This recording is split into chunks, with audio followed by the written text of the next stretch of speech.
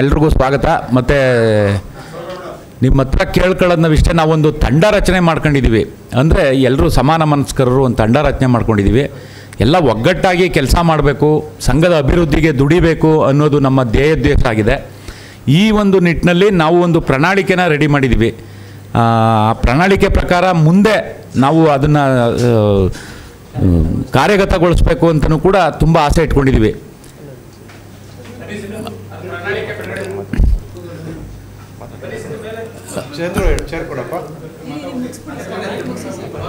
ದಯಮಾಡಿ ನಿಮ್ಮೆಲ್ಲರ ಸಹಕಾರ ಕೋರ್ತಾ ನಮ್ಮ ಮುಂದಿನ ಯೋಜನೆಗಳ ಬಗ್ಗೆ ಏನು ಪ್ರಣಾಳಿಕೆ ಇದೆ ಅದ್ರ ಬಗ್ಗೆ ನಮ್ಮ ಉಪಾಧ್ಯಕ್ಷ ಸ್ಥಾನದ ಅಭ್ಯರ್ಥಿಯಾಗಿರುವಂಥ ನವೀನ್ ಚಿಕ್ಕಮಂಡಿ ಅವರು ಅದ್ರ ಬಗ್ಗೆ ಹೇಳ್ತಾರೆ.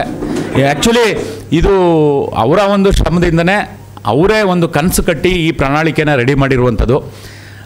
ಅದ್ರ ಬಗ್ಗೆ ಸಂಪೂರ್ಣ ವಿವರನ ನಮ್ಮ ನವೀನ್ ಚಿಕ್ಕಮಂಡಿ ಅವರು ಕೊಡ್ತಾರೆ.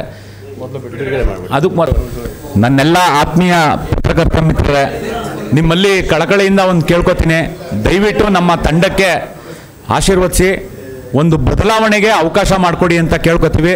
ದಯವಿಟ್ಟು ನಮ್ಮ ತಂಡನ ಗೆಲ್ಲಿಸ್ಕೊಡಿ ಅಷ್ಟೇ. ಥ್ಯಾಂಕ್ಸ್.